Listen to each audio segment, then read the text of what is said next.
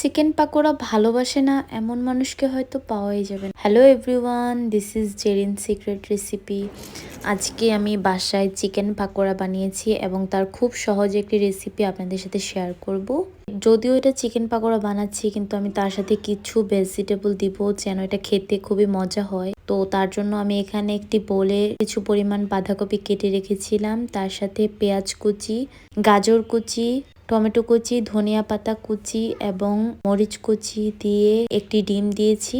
তারপর আমি কিছু পরিমাণ চিকেন, বোনলেস চিকেন দিয়েছি এবং তারপর আমি একে একে মশলাগুলো দিয়েছিলাম, গুঁড়া মশলাগুলো, আদা বাটা দিয়েছি। তারপর আমি একে একে হলুদ, মরিচ, ধনিয়া, জিরা এবং গোলমরিচ দিয়ে এখানে আমি সামান্য পরিমাণ কর্নফ্লাওয়ার এবং বেসন দিয়ে ভালোভাবে মেখে নিচ্ছি।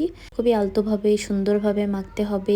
মিশ্রণটি যখনই স্টিকি হয়ে আসবে তখনই আমি সেটা এক সাইডে রেখে দিব এবং অন্য সাইডে একটি পেন বসিয়েছি। সেখানে আমি ডুবো তেল দিয়েছি, তাতে আমি সামান্য পরিমাণ মিডিয়াম আঁচে রেখেছি এবং কিছুক্ষণ পর আমি সেখানে যেই মিশ্রণটি রেখেছিলাম সেখান থেকে ছোট ছোট পিস পিস করে পাকোড়া বানিয়ে নিচ্ছি। এটা যদি শুধু ভেজিটেবল পাকোড়া হতো তাহলে এটা ভাজতে বেশিক্ষণ সময় নিত না।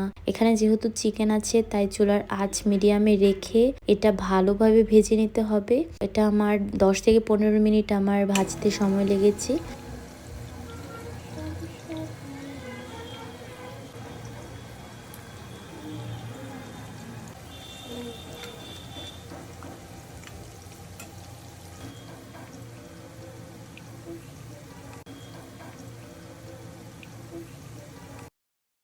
যখনই পাকোড়ার টুকুর কালার ব্রাউন হয়ে আসবে তখন আমি এটা নামিয়ে নিব।